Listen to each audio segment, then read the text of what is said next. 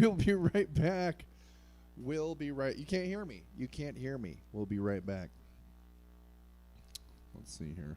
Oh, it looks like it's registering. There we go. Huh? Hello, everyone. Let's start this over. All right, we good? We're going to start. All right, here we go. Here we go. And here we are. Welcome. Hello, everyone. Hopefully, I wasn't yelling too loud. Now we're starting over. There We it are is. We're back. Good. We're here. We're good. We're good. Okay. We're good. Well, welcome to Social Distancing Comedy Showcase. Hey, special thanks to everyone that submitted. We got over 29 submissions. For those of you that aren't on tonight, you will probably be on Sunday's show. So don't be disappointed. You weren't rejected. I just had to, choose some. But yeah, so we'll be doing that on Sunday's show. And we chose 10 tonight because we didn't want to go too long and bore everyone with comedy. One thing that we do, if you'd like to submit again, you could send your submissions to socialdistancingcomedy@gmail.com. A lot of the comedians that are on tonight, one or two of them did listen to our premise, and the rest didn't. It's okay. What we wanted you to do was do a 5-minute set, just kind of anywhere.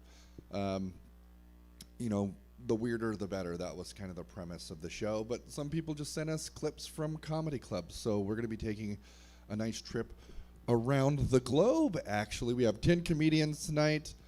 Some from Chicago, one from London, some from right here in Sacramento, where we're not allowed to walk the streets anymore. It's a misdemeanor if we're not going somewhere for food or whatever. So yeah, that's what's going on. Just a reminder, all the comedians tonight, you will see, well, not all of them, but most of them put up their Venmo. So if you like their comedy, send them a couple bucks. That would be great. Can you imagine if there were 100 of you in the audience that sent them 50 cents? That would be amazing. Other comedians didn't include their Venmo, and they said just to defer it to our Venmo, which is Stab Theater. It's at Stab Theater is our Venmo. Also, if you like, we're selling a bunch of shit off the bat. If you like this hoodie that I'm wearing, you can go to Stab Comedy Theater and get it. So there's our little logo. Here's the back. Here you go. It's perfect if you wanna rob a bank. If you put it on backwards, you could bump into stuff if you want. You can do all kinds of things. So guys, thank you for tuning in on Twitch and YouTube and our Facebook. I've been doing a little bit of reading while I've been in. I picked up the latest book by Taylor Hicks called Heart Full of Soul. Do you guys remember this salt and pepper fuck from, what was it, the American Idol? I don't know if you knew this, guys, but he actually murdered Ruben Studdard. Look it up. Go down that rabbit hole. But this is his book. It's his memoir called Heart Full of Soul. Heart Full of Soul. So pick that up for $2.99. I found this at Dimple before it went out of business, like it knew what was happening. Dimple went out of business, and I got this pre-owned for $2.99, and this is actually in really good condition for being pre-owned. I guess it probably wasn't read, but Heart Full of Soul, if you guys want to pick that up. Or listen to his album, and you could have ears full of shit. Is that funny? Is that just making fun of Taylor Hicks while we're up? Anyway, it's good to be here, guys. Hope everyone's doing well at home. I'm doing pretty good. Been eating a lot of frozen burritos. Like I'm a single person. I mean, I'm not a single, I have a girlfriend, but I'm not a single, like I'm divorced, and that's pretty awesome. So if anyone out there else is divorced, you know what I'm talking about. But I had 3 kids with this lady. We'll call her the villain of this story. 3 kids with her. And the hardest part about going through the divorce is having to tell the kids that it's not their fault, when it totally fucking is their fault, You know what I'm saying? Do you understand what I'm saying, non-crowd that's in front of me? It's pretty crazy. It's not their fault that it's their fault, but that doesn't change the fact that it's their fault, Sometimes businesses go out of business because they're shitty employees, nothing to do with the management. And I try to talk to them. Go ahead. I know you're laughing. And there we go. I try to talk to them about it. I'm like, hey guys, like me and your mom, we argue about time management and money. Like, take some responsibility. And this is a hard joke to do when you can't act it out, you know? I talk to them like, look guys, me and your mom, you need to take a responsibility, and you're kind of part of that equation, you know? We spend money on you, we argue about time with you, and then they get all upset, and then I'm like, just go back to sleep, you know? I say you know a lot, you know? It's pretty good. I feel good. I went to Jamba Juice, which is kind of the equivalent, you know, if you get the immunity boost, that's kind of the flu shot for the poor guy, which they've been doing forever. Jamba Juice has always given you the option for the immunity boost. They've been preaching immunity boost for a long time. It's like Bernie Sanders, like the Bernie Sanders of the juice game, I think. They've been saying this for a long time, that these are things that should be done, and they keep doing it. So I went there instead of Starbucks today. Then I went to McDonald's. I did go to McDonald's. Got 2 spicy McChickens for $3, but I had to go through the drive-through to get them. I forgot where I like to go in to McDonald's every time I go there, just because I like the ambient vibe that they have. McDonald's, if you want to sponsor us, that'd be great. It's always weird going up to the counter of McDonald's because they're always like, hey, would you like to donate? You know, the Ronald McDonald House Charity, and then I always have to deny them, and you know, I'd be like, no, I can't really afford it right now, but could I get those 2 apple pies for $1? Because I love me some apple pies, and hate me some sick children, apparently. I guess that's the moral of that story. But I did it before I went in, though, today. The door was locked. And I love all these businesses that are like, they're very out there with their marketing sometimes, and now with this coronavirus, they've all taken the same tone, like it's like you're calling someone's house after someone died. They're like, we're very sorry, we regret to tell you that out of respect for the family, you can't have your chicken nuggets unless you drive through. But they also say that they're concerned for our health and safety, but yet they still let me buy their food. So I don't think so, McDonald's. Anyway, that's my time. Ladies and gentlemen, that's my time. Check out my website, chipotle.com, for more. And don't let the burritos fool you, everyone. I'll be jumping back in and out hosting this show. I do want to remind you, the comedians coming up. You know, I didn't really look at all the videos. So hopefully no one's a shitbag on these videos. It's much like a real open mic. People just show up and you have to let them on, and then if it's not good, you put them at the end of the list next week, you know, and hope that they get the point. But no, it should be good. Everyone has taken the time to submit their stuff. We thank you, comedians out there. Hopefully you're sharing this. Telling your family and friends, and it will be saved on all of our feeds afterwards if you're not able to see it now. But we're going to bring up your first comedian. This first comedian, she's fucking hilarious. She did it right. She took the video while at work, I believe. And I can't really say where she works, but she does work for a company that rhymes with dead sex. Is that dead sex is what it rhymes? Anyway, you guys, please welcome to the screen the very funny Emma Haney. Oh, what up, Stab people? I almost said Haniacs because I've been doing my own videos, and I've got some fans. No bigs. It's building fast. I look really tired. I've been, you know, it's crazy.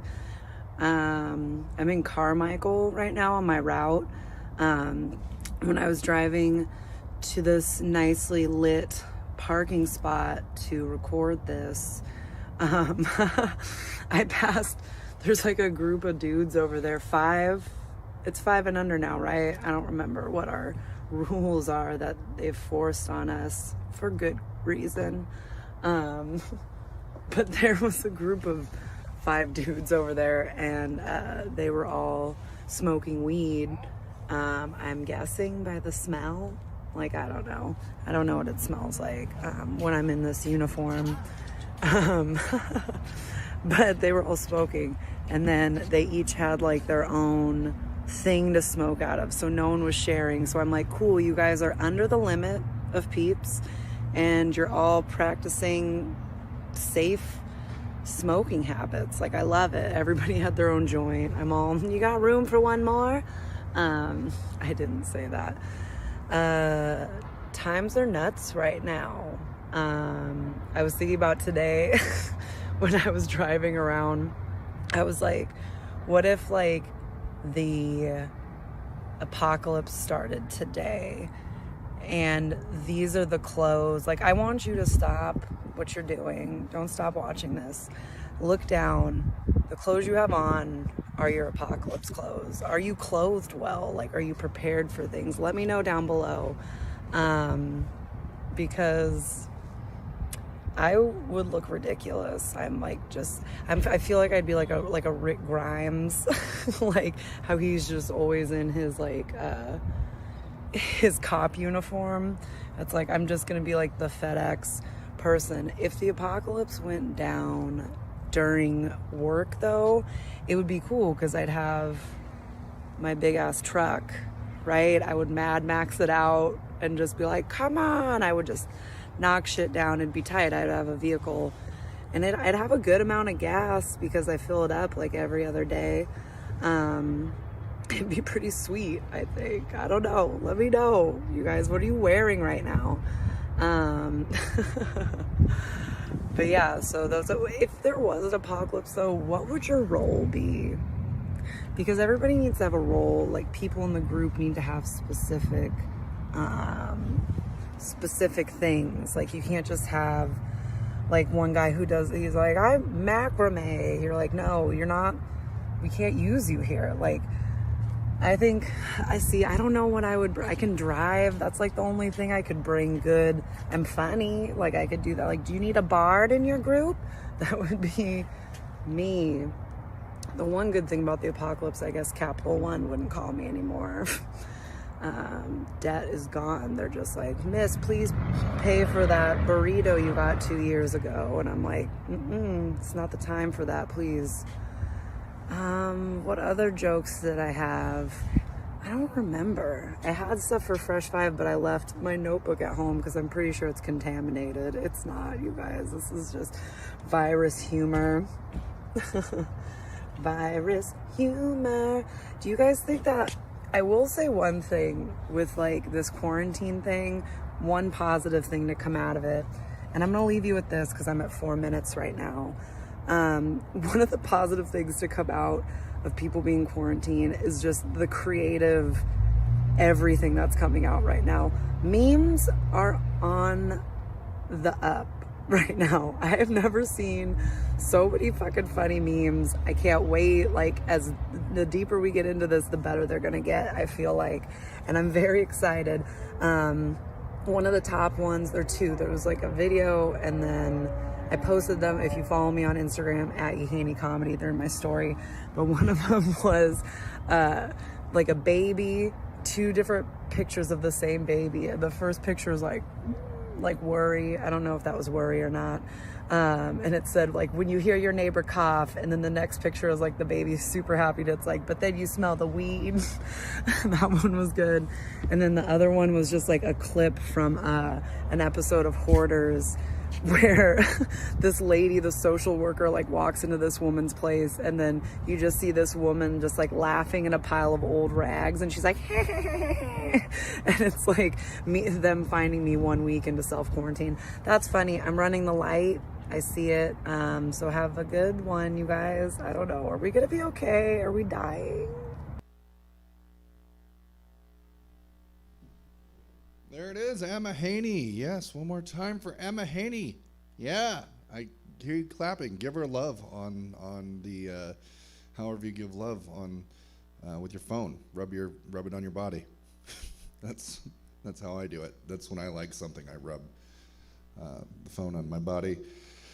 Anyway, I know we're having a couple audio difficulties a little bit. We're ringing here in the studio right now. But we are having let us know if the sound's good for you. If not, there's not a lot we could do about it. So, but I hope that was good for you. I hope it was good. We got 9 more comedians to get through, and right before I came back on stage, I had to fucking sneeze. Also, someone was giving me shit about the Taylor Hicks comments. He said, let's see, what did he say? He said something. So I feel really bad about, well, I can't find it now, but someone was defending Taylor Hicks, and thanks for watching, but you could leave. I'm kidding. Please stay. Please stay. Are we ready for the next comedian? I hope so. Jesse, are we ready for the next comedian? All right. This next comedian, very funny guy. Please welcome to the screen, Mr. Jim Weber. Jim Weber. He's the Cape Crusader who covers all of Seattle in stony weed smoke. Very few of us know his actual identity, but you all know him as Reefer Guy.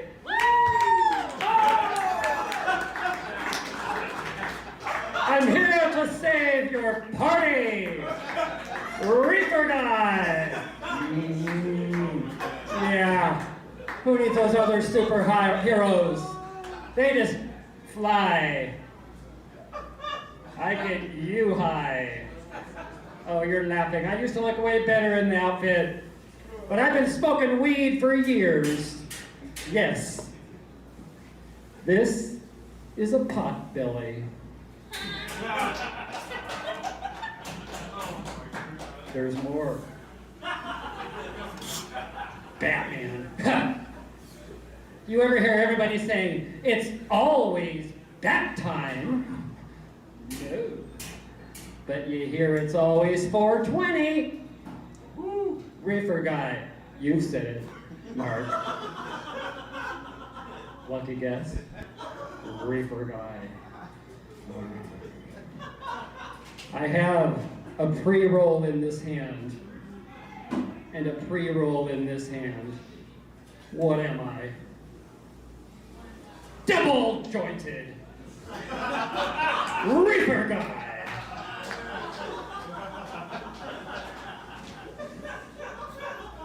Show me your doobies. I know what you want. It's what you all want. You want to sing the Reefer Guy song, don't you? All right, you start.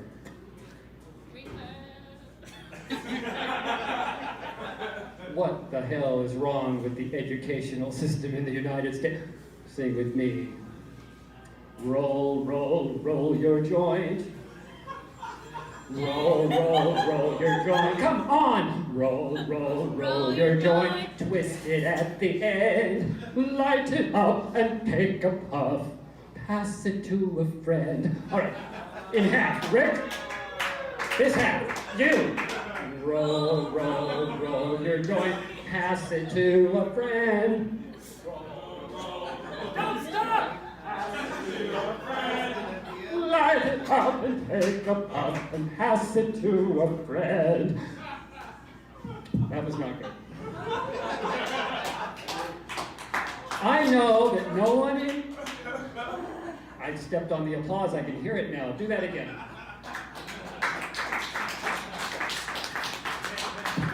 You are so susceptible. Do not read Facebook before voting. Just saying. All right. Those teachers. Marijuana's a gateway drug. Ha! To happiness. Reefer Man! All right, I know no one in Congress or Senate smokes marijuana. Those people don't pass anything good. All right, that one was so good. All right. Other superheroes. They save rich people. I save your ability to handle Thanksgiving with your relatives. Reefer Guy. Superpower. Every 12 hours is a holiday. 420. Reefer Guy. Take that, super bitch. Damn. Oh, I did that one. All right. Did that one too. 5 minutes is shorter. Oh. I am your token white guy. I'm a dad. I can tell dad jokes. All right. Oh, God, this is without gloves. chicken pot pie. 3 of my favorite things. River Guy! All right. Don't worry about getting older, and you know why? Marijuana is legal. River Guy, happy Halloween!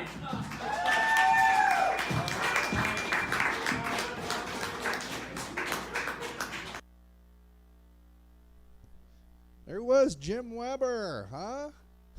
Hello, everyone. Open mic. Well, this is a showcase. One more time for Jim Weber. Check out his Venmo. It's sitting right there on the screen. But yeah, is it there? Is it on the screen? I think we're good. All right, we got more comments coming on. Well, do I smoke weed? Do I want to say I smoke weed on camera? Do I want to do that with an ex-wife? She's not watching. It's good. I like smoking weed every once in a while. I do like to eat it, but it does get me in trouble sometimes when I eat it. I do write better jokes though, I think, when I'm high. I think I had one time I had some weed and I wrote a joke that was like it said, do you ever get a boner looking at your own boner? You ever? That makes me laugh still. I also wrote a joke. I think brewer. I don't know if this is going to translate to the rest of the country, but I think breweries are a front for Big Jenga. Okay. Big Jenga. You guys ready for your next comedian? Is the next comedian ready to come up? This next comedian, she's all the way, I think she's from Chicago, but she's studying abroad and doing comedy in London. So please welcome to stage Reva Riley.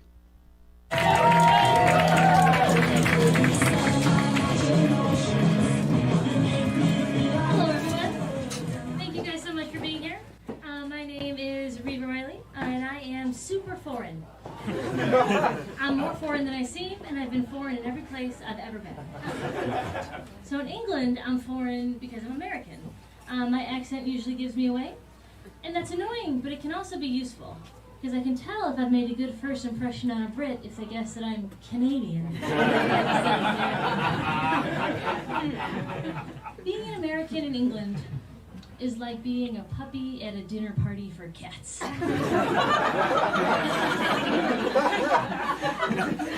one knows what to do with your enthusiasm.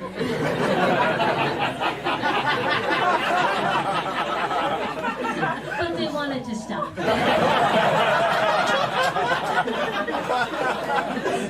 So you just keep refilling your drink until you can't talk so much. But no, I've been in England a long time. I've settled in really well. I really like it here. I think part of the reason I've settled in so easily is because I have so much experience being foreign. I was a foreigner in my mother's womb. Heavy, right? So my mother is a little Indian woman. Oh, right. And my father is a great big white guy. So guess which parent I take after? My parents got married 45 years ago, before interracial marriage was cool. They've produced 4 hybrid children. So my siblings come in a rainbow of colors. I have a brown sister with reddish hair. I have a tan sister. I have a pale but dark-haired brother. They're all very beautiful, and they all look appropriately mixed race. Then there's me. I look like a hardy medieval peasant girl who survived many harsh winters. Genetics is a lottery, and I lost. And despite the existence of mirrors, I didn't realize it looked like this for a really long time. And I think part of that is because my mom always spoke really derisively about white people. You know, she'd say things like, white people only eat bland food, or white people are bad at math. So imagine my shock when I get to school and no one could tell I was Indian at all. And I had this horrible realization, like, oh my God, am I white? Oh no!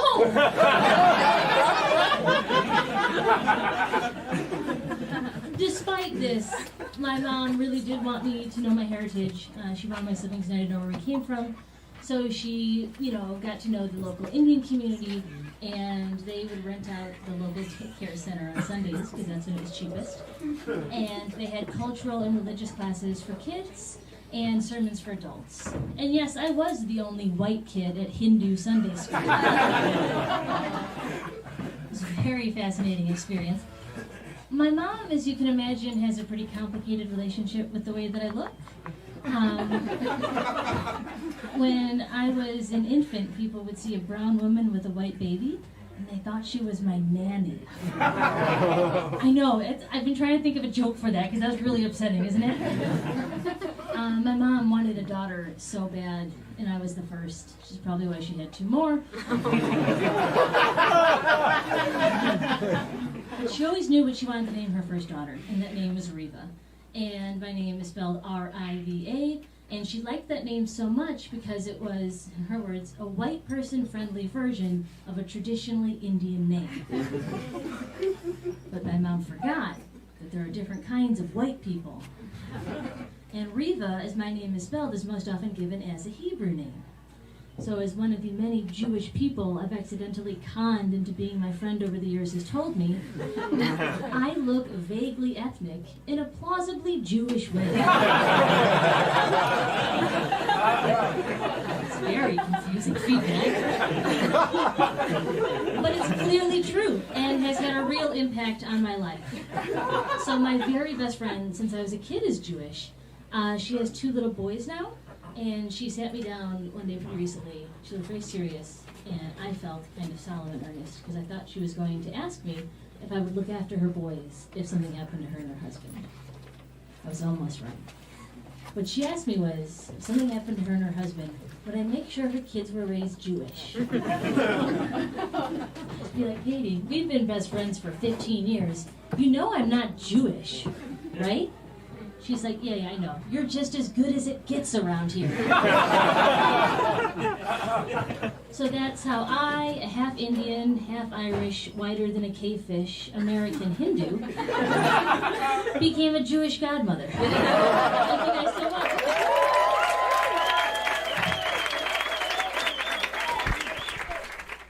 Alrighty, Riva Riley, all the way from Chicago/London.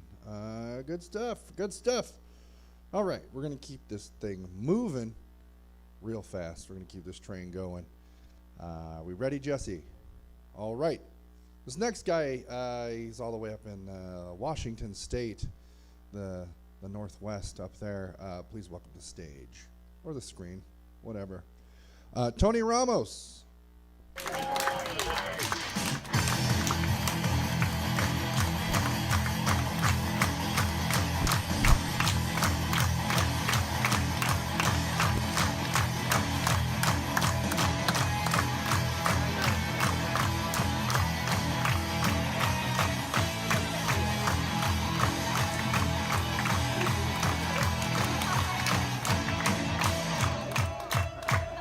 Ladies and gentlemen, please welcome to the stage, Bangarang! Nope. That's me. Hey guys, how are you doing? Thank you so much for coming out. My name is Tony. I am a part of Bangarang, and thank you for coming to Bangarang. We have an opener this week, and I am very excited about this opener. It is my father. I'm so excited. So a year ago, my father started doing stand-up. I know. Yeah, a lot of gas. And he is visiting from Washington State. And oh, really? Okay, all right. I don't know if that's part of his crowd play, so I don't know.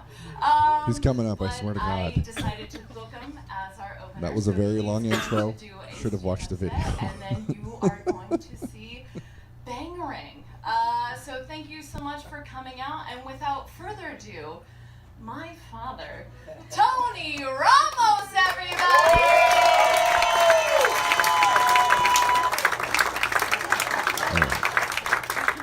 Here he comes. Thank you, everybody. everybody, UCB. I have been doing this for 2 years. I didn't tell her about 1 year I started. I didn't tell her about the second year. But I do live in the great Northwest in Tacoma, Washington, which I hear is underwater today. I don't know if anybody saw the news, but a couple of blocks from my house, all the streets and everything are underwater. So thank God I'm in LA, right? Did you guys all, does you people have family in town from out of town, and all they can talk about is how shitty their weather is, you know, where they live, and it's not right here currently. We have one of our best days ever today. But I do love LA. I love coming to LA. And the reason that I want to move here is for the cheap gas and the free parking. Everybody else, right? Oh, you guys, everybody else move here for all those things. But I really love what I do. I live in the Northwest. I stand before you guys in a safety shirt because I work in a paving company on the roads and highways. I work on Interstate 5. I do a lot of road and highway work up in the great Northwest, and it's really a great place to work. It's a great place to be, the Northwest. But I have a precautionary tale to share with you guys. It's going to take me a second to get ready. But I want to share just for a moment with you guys what it's really like to be an OK Boomer. You guys have heard OK Boomers, right? You guys all know what we are now. Just to know, all you millennials, Generation X, Generation Y, we do not care if you call us an OK Boomer. I'm closer to my expiration date than I am my born-on date. I'm just waiting to get wiped off the shelf, and I just have a little bit of time left, but I'm going to share a little bit with you tonight, guys. So 1 second, I'll be right with you.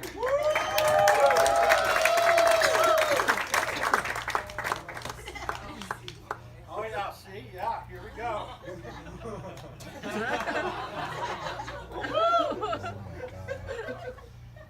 Yeah, now we're ready, huh? Now we can share a story. This is my CPAP mask. I don't know if your guys' dads or even your moms or whatever have to wear these when they go to bed at night. This is all because I have a commercial driver's license, and whenever I went to take the test, I'm over 60 years old. I take a low-dose blood pressure medication, but the reason I have to wear this is because I have a fat neck. My neck is at a certain size and it put me into this category that I have to wear this thing every night for the rest of my life, apparently. But I don't know how long that's going to be, really, quite honestly. But when I took the study, I was dying 12 and a half times an hour. Now, I don't know how many times that is for you guys. I was dying 12 and a half times an hour. But now I have it down to 5.5 times an hour. So I have increased my lifespan by like 58%. I don't know if that's a percentage or not. But now I'm down to only 5.5 times an hour that I'm dying now. So this has certain advantages and disadvantages that go with it. I don't know if those are obvious to you or not. I'm going to point it out. This is a great security device. If somebody breaks into my house and they see this monster coming up out of the bed, are you sticking around to get a few pieces of jewelry and maybe a flat screen TV off the wall, something like that? I don't think so. You're not going to fight this. This doesn't look like anything you would fight. And also, it's a protein blocker for me. I don't eat any spiders. I think you guys are out there eating like 8 spiders a week or something like that. This creates a positive airflow through my nose and out my mouth. And so it blows any spiders away that try to get into my mouth. I don't eat those anymore. But it's also a sex preventer. It literally is a sea blocker. This is a sea blocker. It's a sea blocker. It is a sea blocker because no one is ever having sex with anybody that has this on their head or face, or even if you wear it backwards, it still does. You know, it really doesn't work that way either. So it's a real sea blocker in so many ways. But also it can be a positive for you guys. If you guys want to have children and you don't want those children to move away and go away, you want them to forever live in your basement, it's like, go ahead and fatten those kids up, get them a fat neck like I have, and get them a CPAP machine, and I guarantee you they'll be in your basement forever. So that's my little bit of time with you guys tonight. Thank you very much.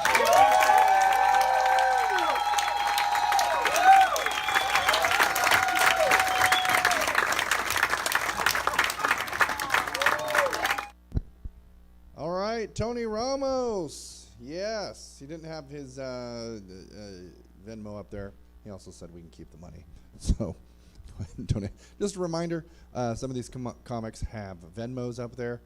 You could donate to them, or you could even donate to ours at Stab Theater Venmo. It's right up there in the top left of your screen, top right, depending on top right. It'd be your top right, I believe. Yeah, but good stuff, Tony. I believe that was performed at the UCB Theater in LA. But yeah, I know you're talking about, Tony. I also have a fat neck. I find out every time I shave, but it does. This happens a lot, and then I catch glimpses of myself, and then I'm like, I need to get that fucking beard on again, you know. Where I'm like taking pictures like this, where you have to stretch out. So that's what I do. Hopefully, it doesn't look too fat tonight. I'm trying to look good for you guys and keep people safe from the diseases that grow in the beard. And also, again, another shout out to our hoodie. If you want one of these hoodies, you can purchase it online at stabcomedytheater.com. I think they're $30. It's perfect. It'll protect you from all the elements, all of them. All right, your next comedian coming up. His name is Visak Nair, ladies and gentlemen. Hey guys. I started a new job recently. I've been working at ISIS for like 3 months now. It's been a blast, guys. It's been a real blast. Some of you might question my decision to work for ISIS because the turnover is very high. But I always wanted to work for a late stage startup, you know. I mean, I used to work for a boy band, but ISIS are the global audience I needed, you know.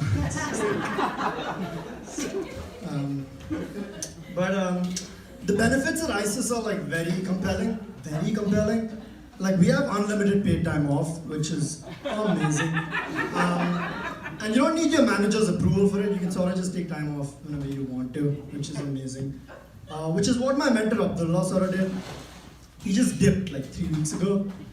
When your mentor leaves, that's not a good sign.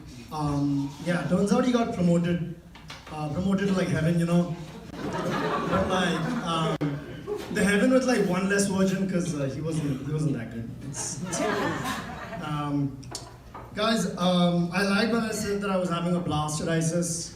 My manager Jamal, who's like a douchebag, he thinks I'm severely underperforming. So I had my Q4 performance review last week, and I was like, yo, Jamal, what am I doing wrong, dude? And he's like, yo, Vishak, you're still here, dude. Guys, for real though, I'm being serious. I've been depressed for a while now. I've had thoughts of killing myself. To which Jamal's like, your head's in the right place, man.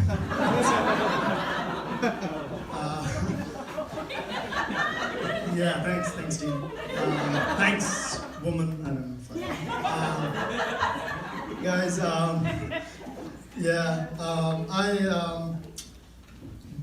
being a brown man in the Bay Area is difficult when it comes to dating, but it's even harder when you're a brown terrorist. Like, I feel like white supremacists must have it easy when it comes to dating, because like, I feel like they can talk about what they do without actually saying it.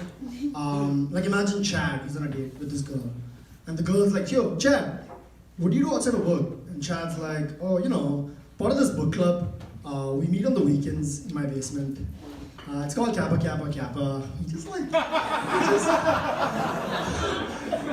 like dressing up and like talking shit about other people. We just can't take any of us seriously. I, on the other hand, I'm pretty distracted when it comes to dating.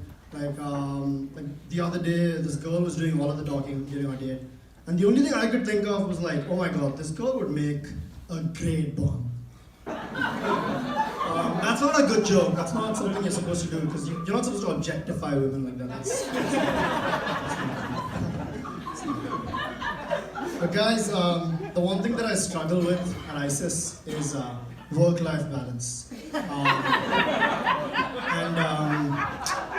Like I couldn't take time off during the holidays because the holidays are a busy time of the year for us. So I'm actually on vacation right now. But being in this closed room full of people makes me feel like I should be working right now.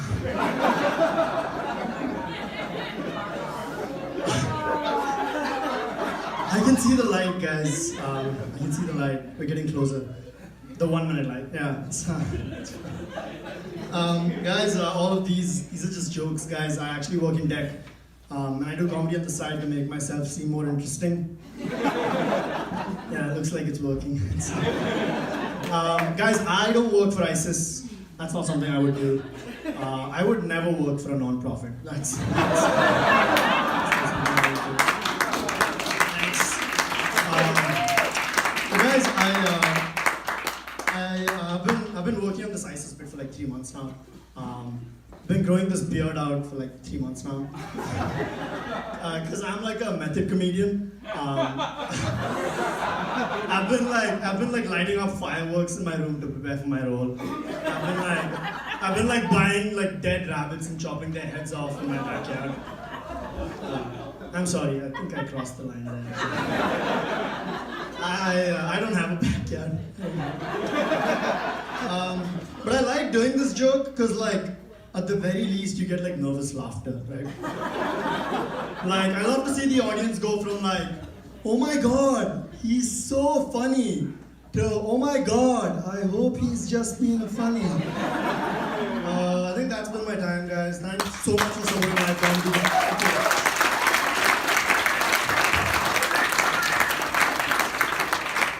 Vishak. One more time for Visak Nair. Yes. Got an applause break in that set. Good job, my friend. Hey, you know what? We got a shit bag on our Facebook feed. So, if you guys see that, just go ahead and let us know. We'll block him from the feeds. We're kind of, Jesse just did a 24-hour feed, and we have no problem kicking racist shit bags out of our feed. That's not what we think's funny. So, fuck off, Chris. There you go. Chris Morellini, find him, message him. He's blocked from the thing. Anyway, we're going to keep the show going. And that's not just because he said I had a small penis. There was other shit, like that he was pretty accurate about that part. And he also said, fuck my hoodie. So, which you can get for $30 if you'd like to fuck my hoodie. I'll sell you this hoodie if you want to fuck it. All right. No more racist shitbag comments. That would be perfect. All right. Are you guys ready for next comedian? Yes? All right, good. I heard you. I heard the collective yes. Please welcome to the stage, Hussein Ali. Hey, how's it going, everybody? Nice. I'm glad to be here. I love this country. Some of you weren't sure. I feel like America is like the hot, popular girl of the globe because no one wants to take the time to get to know us. But everyone wants to be inside of us. You know what I mean? My name is Hussein, in case you forgot it already. No, people have a hard time remembering my name, and I don't mind that. But I love it when people feel like they have to guess, because it's fun to see what they come up with. The other day I ran into this woman I hadn't seen in a while, and she was like, oh my god, I'm so sorry. Your name is on the tip of my tongue. Oh yeah, Saddam.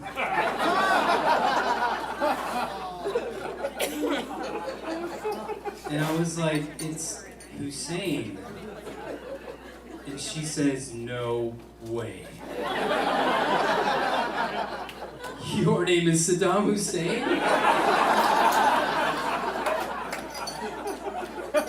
I was like, no, you said Saddam. And now I'm telling you it's just Hussein. And then she says, but I was close, wasn't I? Again, no. That's not really how this works. you don't get points for word associating.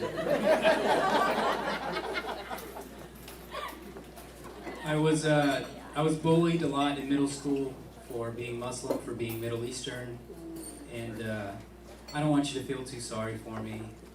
Just the right amount is fine, but back then kids called me Saddam Hussein on purpose, and now they do it on accident, so I don't know if you can tell, but things are getting better.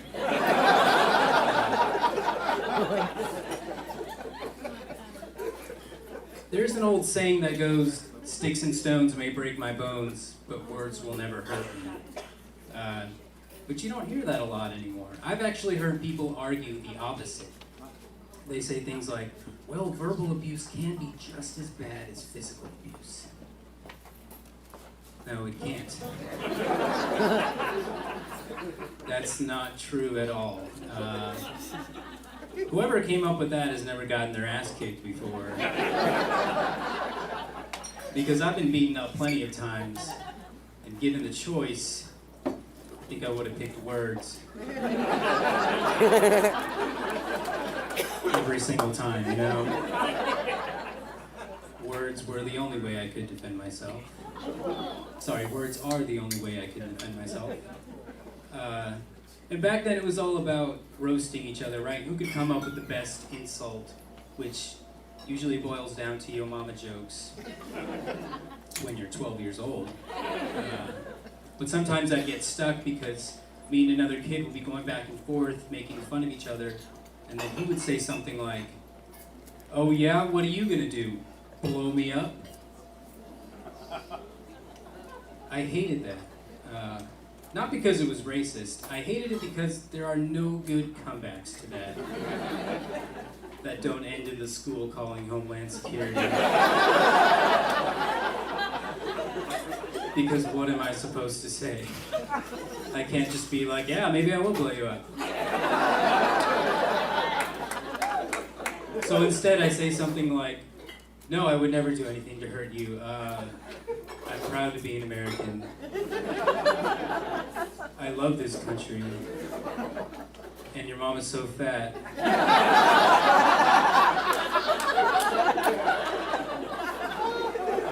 When she heard this joke, she died of a heart attack. Thank you very much.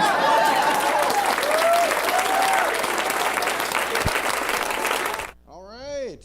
One more time for Hussein Ali. Yes. Keeping it going. Keeping this comedy show going. It's so fun to have energy when there's not. Well, you're here. You know what? Thank you guys for being here. We got a few viewers on all the platforms, so thank you guys for sticking with us. We appreciate it. Yeah. Again, just a reminder, you can donate to these comedians. And thank you for the heads up on people that are trolling our shit. So, yeah, we're going to keep it going. Are you ready for your next comedian? We have 3 or 4 left. 4 left, including this next gentleman.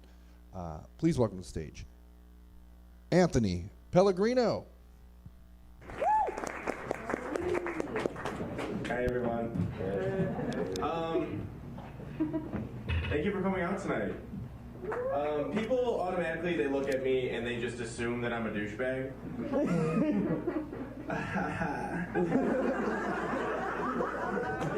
Don't jump to conclusions, shoddy.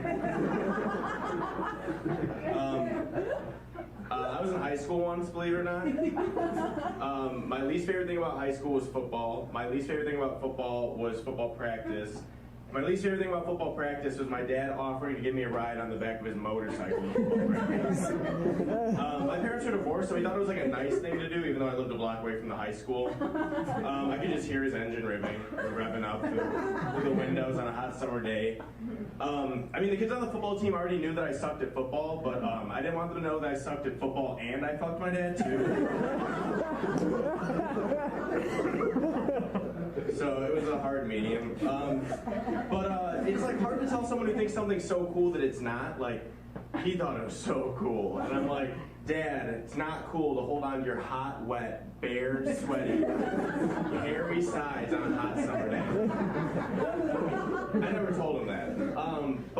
he wasn't a bad dad. He taught me a lot of good things, like things I could bring on, teach my children. Like if my kid ever needed to ride to football practice, maybe bring him in the family car. Maybe. Does anyone have a stepdad? I have a stepdad. He's old as shit. No, really. 69 years old. He says things that like make sense in his head, but when they come out, no one else can comprehend them. Like he'll be like, Anthony, how's college going? And I'll be like, good. And he'll say, well, you know what they say. If two sailors don't fill the hole before the wind blows, it's over. They say that? He's just weird.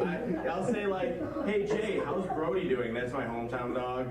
He'll be like, happier than a hippo if his feet weren't touching the seafloor on a hot summer day. Are you having a stroke? That's not the weirdest thing about having a stepdad though. The weirdest thing is I don't know how to say goodbye to my stepdad. Here's an impression of me trying to say bye to my stepdad.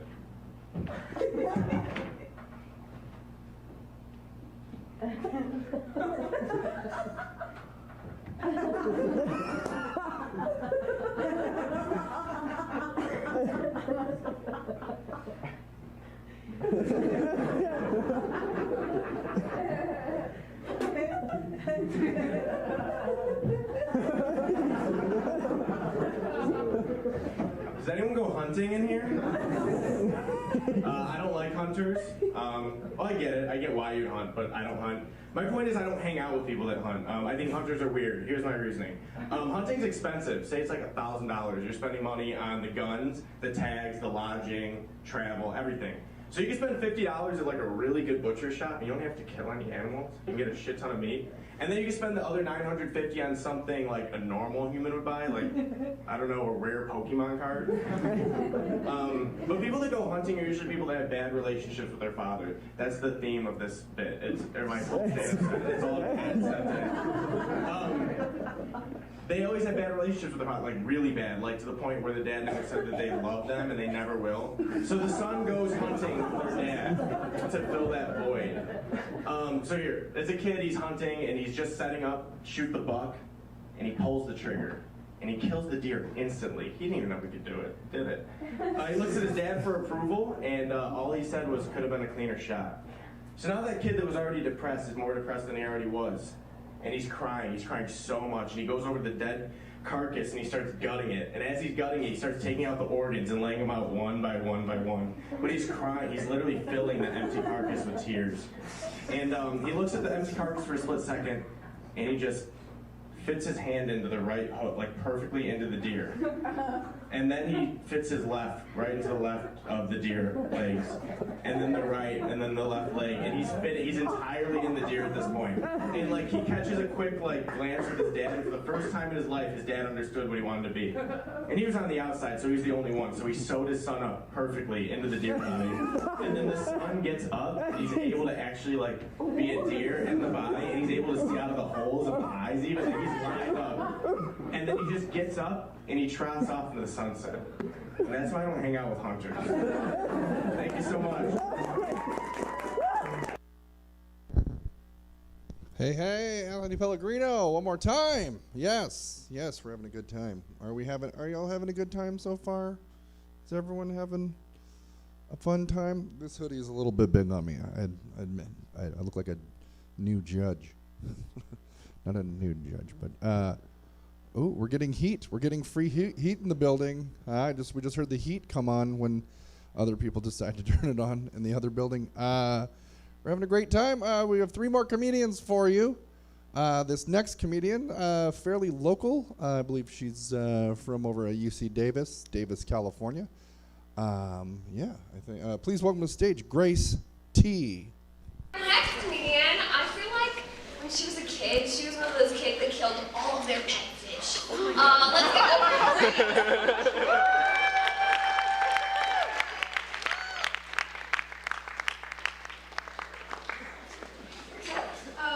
I hate to be genuine, but thank you guys so much for coming out tonight.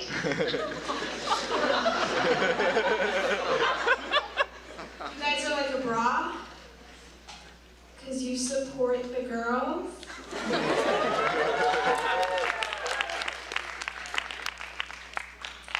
If you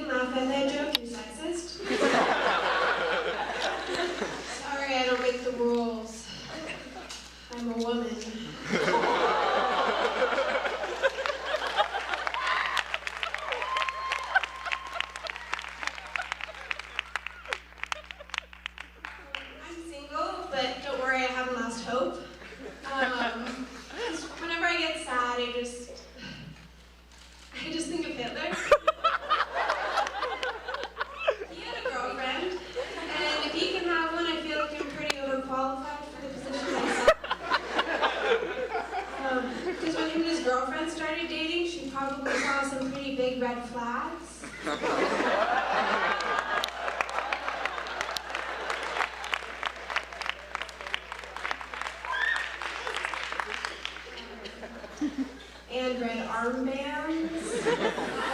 But she didn't care, you know, I think that's inspiring.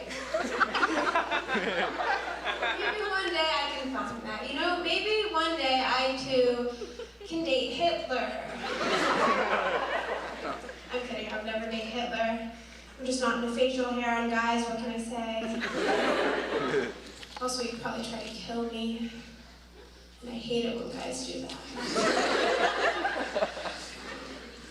I am part Jewish, but I'm also part German, so that's probably why I hate myself. I'm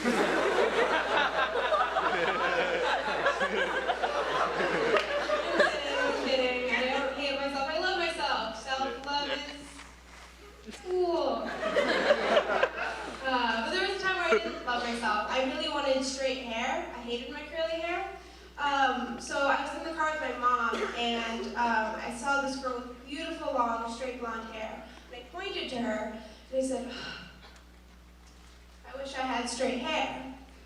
And my mom said, okay, which I found weird, because she'd always told me to love my curly hair, you know, embrace it. And I thought it was weird that she had such a sudden change of thought.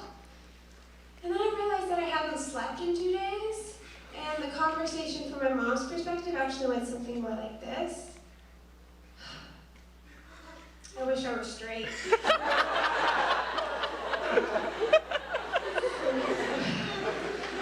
It's been 2 years since that happened. We haven't talked about that little incident since ever. We've never talked about it. But at least we know now that my mom's a good mom because she supports my sexuality but not my hair choices. I don't like marriage. I don't think it's a good idea. I think it's like a shitty coupon, like one of those spend before you save type ones. Like, look at this amazing tax cut you can get. All for the price of one dress that looks like a sanitization suit. A cake that's usually not even a cake, it's like foam or something. What's up with that? And getting to make out with your special someone in front of all your relatives and co-workers. In the tiny font at the bottom, it says terms and conditions apply. There is a 50% chance that your lack of communication, which was an issue when you were dating but is now pushed to the forefront due to your living together and having to make decisions as a unit, will fester resentment and passive aggression because it's not that hard to take out the garbage once in a while.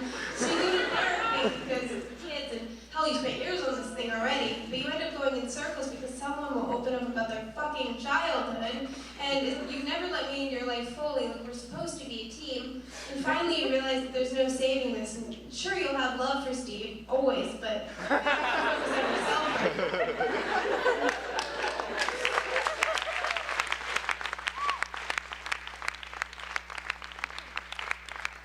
Validating scores only. Thank you. Bye.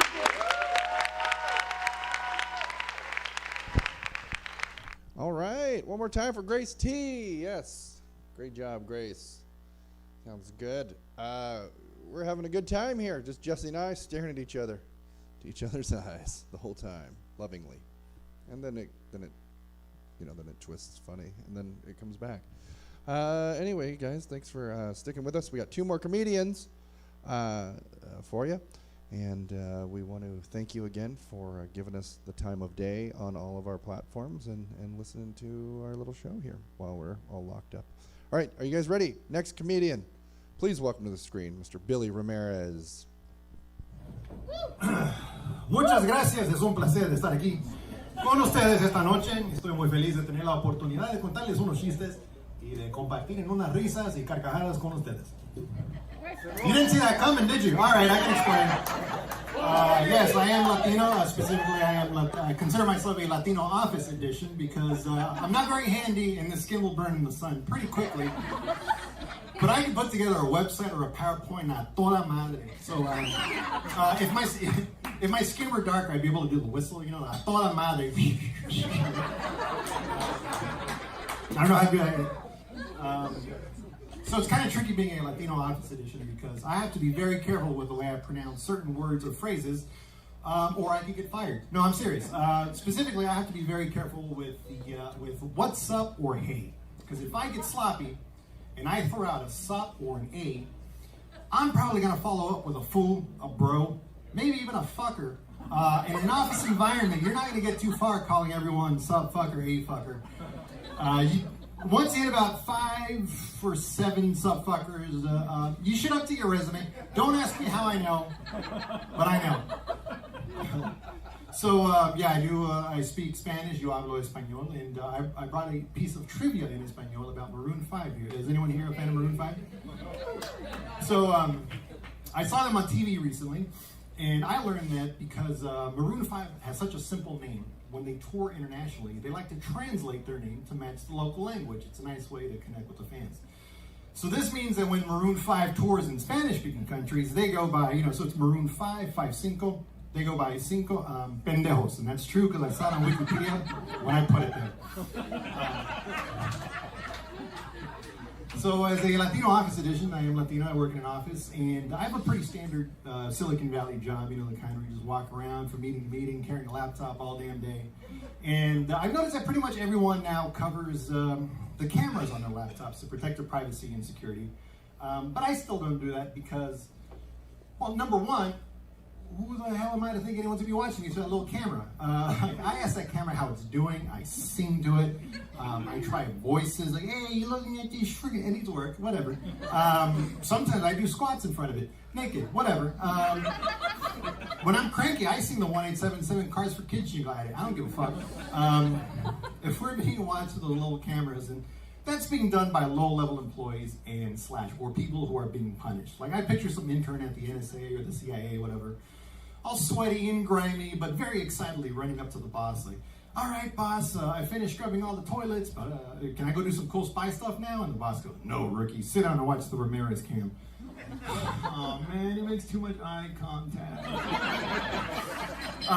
So I like to fool myself into thinking that I hold my comedy to some sort of standard. I don't know what that standard is, but that standard kept me from finishing that last joke with, oh man, he makes too much brown eye contact. Because the naked spots, don't picture it.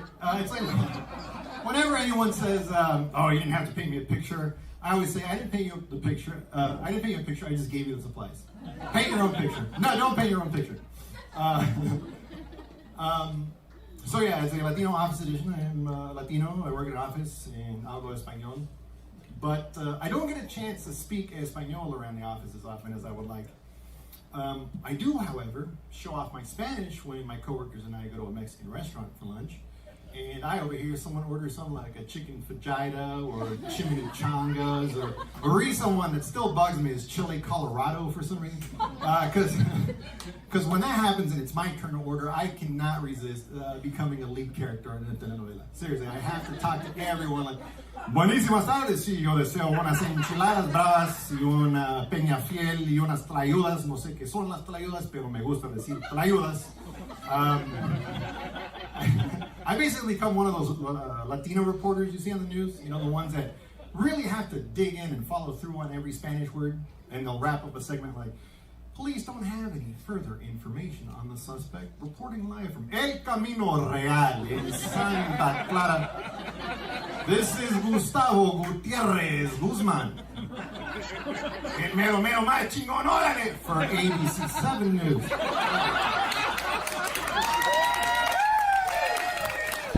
One more time for Billy Ramirez, huh? That was a hell of a video. Very good. Thank you for submitting that, Billy. We appreciate it.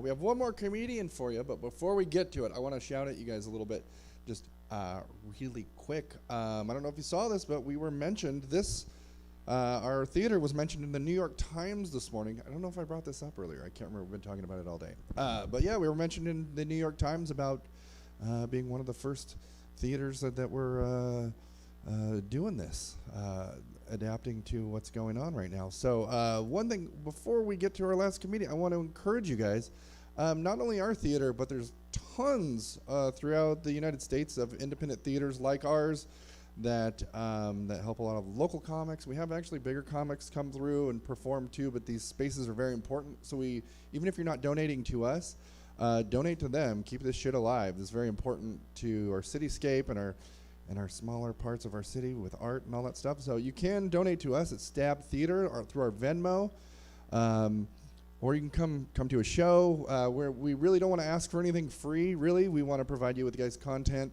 so that you're able to watch something while you're home.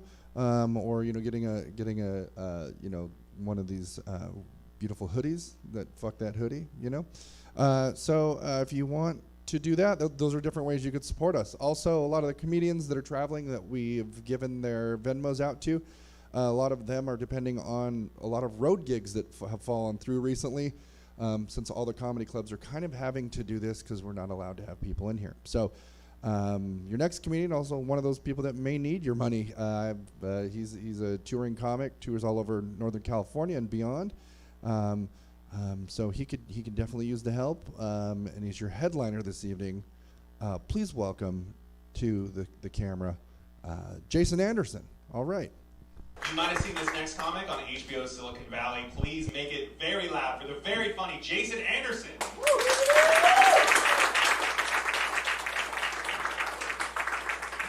Give it up for Jim.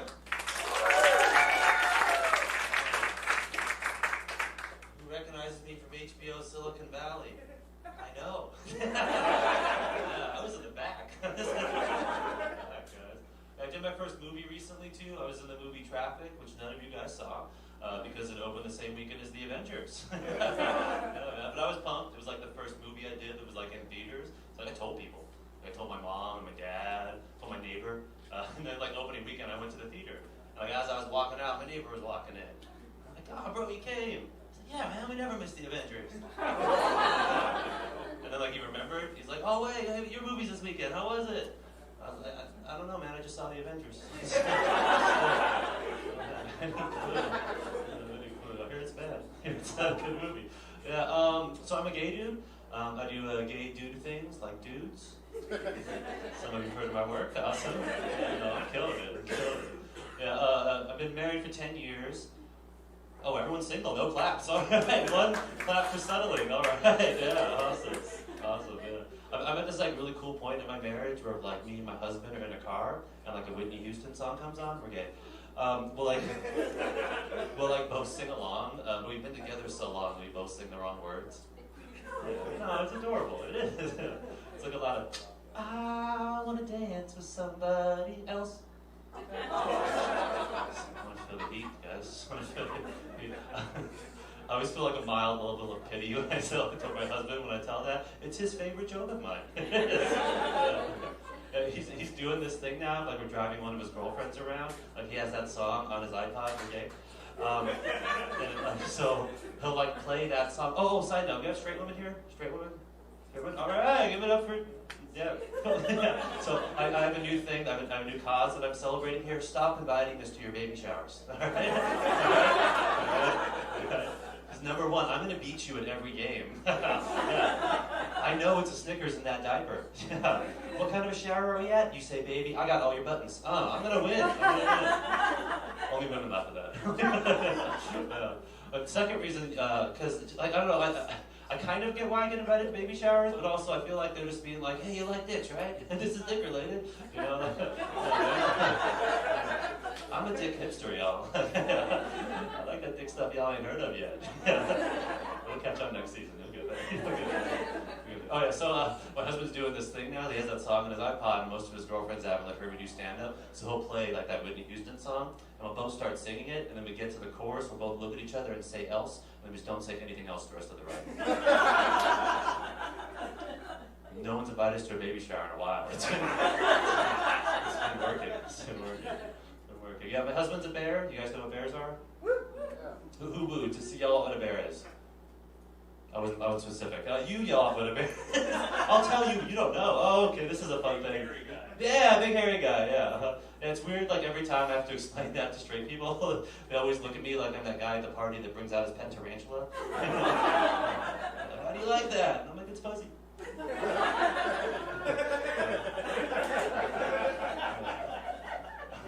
It was weird. I grew up like late 90s, early 90s. I'm old. I grew up in the 90s, and if you grew up in the 90s, like there was a large portion of time where like parents knew more about technology than kids knew about technology. You know, it's like my dad knew like what search history was way before I knew what search history was. So I know there was a point in the 90s where I made my dad think to himself, God, I hope my daughter likes old fat dudes. I really hope my daughter is downloading these Mr. Belvedere pictures because she seems to be really into Al from Home Improvement.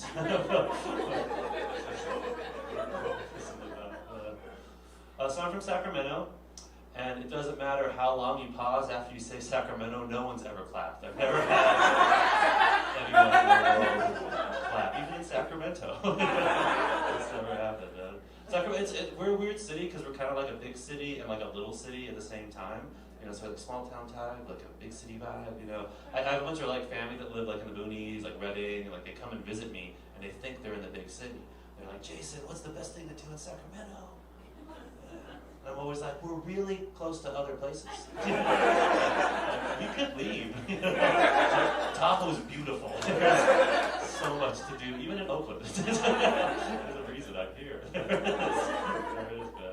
Sacramento gets to host one magical event every year. We get to host the state fair. that was a sad woo. That was not a drunk white lady woo. The state fair is weird. I've been going my whole life. I know if I walk into a state fair, I'm going to feel like I went to Disneyland, you know? But it's like a Disneyland that dropped out of high school, you know? And then I got a little too into meth. Like too into meth to run the Tilt-A-Whirl. But if you've been to a fair, that's who runs the Tilt-A-Whirl. You know, like every single time I've been. When I was a kid, my uncle, he was living with us and working at the state fair because he was a heroin addict. And that's where heroin addicts' uncles live, with you. Your couch. Yeah, so I got a lot of free tickets to the fair. I remember like as a 10-year-old, like we would go to the fair to like people watch, because like before like Walmart existed, that's where those people existed, you know? So I'd like walk around the fair, like, oh, lady in a moo-moo walking her kid on a leash. Or I was walking with a buddy and he elbowed me, he's like, dude, mullet, jean jacket, 10 o'clock. And I'm like, that's my uncle. That's... I remember I got home late from one night at the fair. I went to bed. My uncle got off work and he like came into like my room to wake me up at like 1 a.m. He just like started shaking me. He was like, Jason, Jason, Jason, Jason, Jason, do you want me to spin you around by your arms in the yard?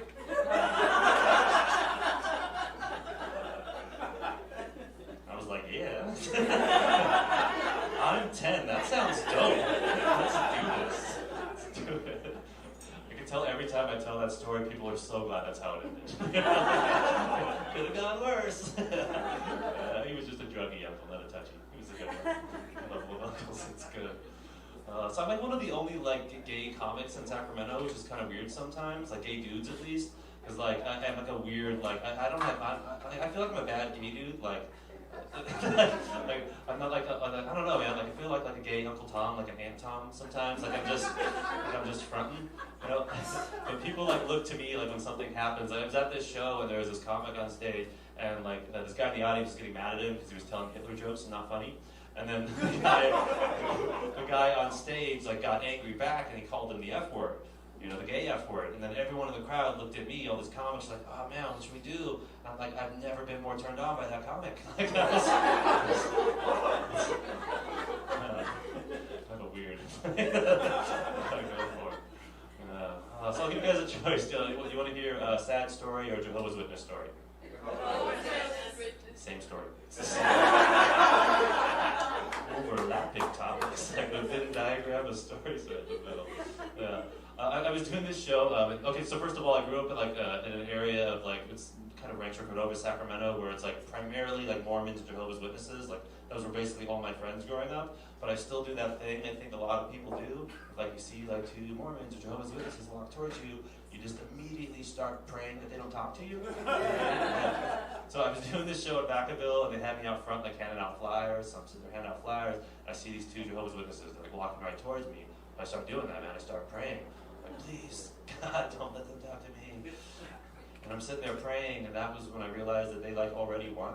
It's like a really short con. That's all they want out of me. He's like, oh. So I'm having this epiphany, and the kid walked up, and he's like, you know, they were actually pretty cool. I talked to him for a minute, but like pretty swiftly, they tried to give me that pamphlet, the Awake pamphlet, and I politely declined. Then I realized like we were all out here doing street teamwork. You know what I mean? Like we all got a flyer. So I'm like, well, hey, I'm doing a show. You guys want to check out some stand-up? And the kid was like, I was like, that was how I felt about your flyer, but I was a lot cooler, bro.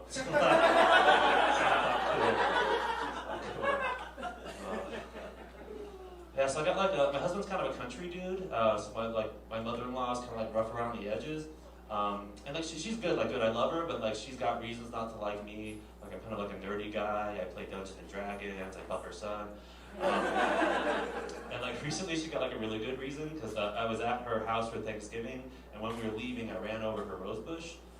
Yeah, that matters. See, you know that matters, dude. So she was in the kitchen, and she comes running out of the kitchen, and she's holding a knife in her hand because she was just in the kitchen. And she's wearing a bathrobe because she lives in the country, and she just like comes screaming at me like a crazed goblin with a knife. Like, what would you do if a goblin was coming at you with a knife? What would you do? You'd run?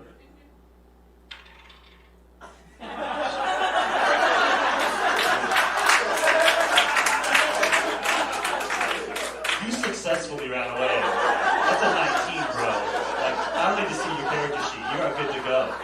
You are good to go. She is chasing. Critical fail. You got away. You got away. All right. Oh, awesome.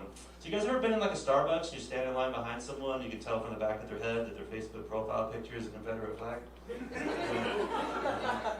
I was at this Starbucks. I was standing in line behind this dude, and like he's like kind of getting like hyphy with like kind of like white guy edge racist with the barista. You know, like how like a top 40s pop station says today's best hits without the rap. Like that's how racist he was getting. I knew what you were laying down. And so he was like mad because he wanted a heated up croissant, but it was a Starbucks and a Safeway, so they don't have a heater. So like, eventually he gets so mad he grabs it and he says, "Fine, I'll eat it cold like an animal." And he starts storming out. And I'm like, that's my uncle. That's. Hey, you guys have been so much fun. Thank you so much. One more time for your headliner, Jason Anderson. Yes. Very good. That was great. You guys, thank you for sticking with us for this hour and 20 minutes or so. I'm just going to read back all the names of comedians tonight. You know, if you can't donate anything, at least follow these people. I'm going to name off all the comics you saw. The first comic, the only person that actually did this project right by, doing the set just to her face, to her phone. Emma Haney, and then everyone else here. We got Jim Weber, Reva Riley, Tony Ramos, Visak Nair, Hussein Ali, Anthony Pellegrino, Grace T, Billy Ramirez, and your headliner, Jason Anderson. Thank you guys for joining us. We really appreciate it. We're going to be doing this again on Sunday, same time, same place. Also, just really quick, a quick news update. Today, Sacramento, where we live, Sacramento, California here, mandated that it's basically a misdemeanor to be on the streets, walking around, going to different places, except business owners are allowed to go to their buildings of business, which is kind of weird because people can't really come here. So, but they do, or other places except grocery stores. So, it kind of put us in a weird spot. We were going to be streaming all of our shows we were doing just without an audience, but now that this mandate has been put on us, we're kind of scrambling to try to figure out what to do. But we do have this for sure, Thursday tonight, and then Sunday again. Jesse also just got done doing a 24-hour Inside the Box marathon where played a bunch of Jack games, right? Is that what they're called? Jack games. What was that? Jackbox games. So we'll be doing that from time to time as well. Just keep an eye on our feed on Facebook. We'll be letting you know everything that we're doing. Also visit us on Twitch, YouTube as well. Subscribe, and then But that's kind of it. This is it. This is what we're doing now until we can do something else. But thank you guys again. We really appreciate your support. And check us out again at stabtheater.com. And have a good night, I guess. Yeah, do what you want. I don't know, it's your fucking life. All right, see you later. Good night.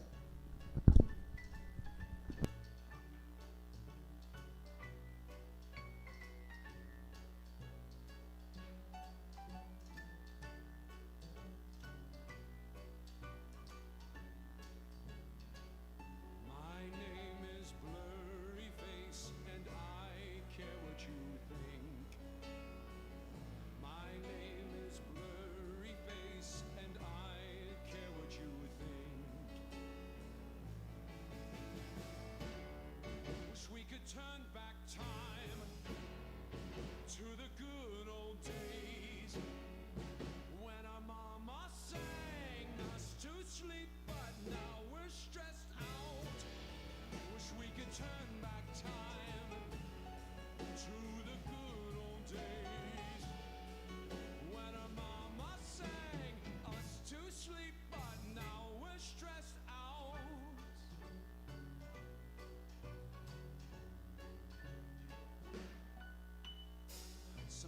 certain smell takes me back to when I was young. I'm never able to identify where it's coming from. I'd make a candle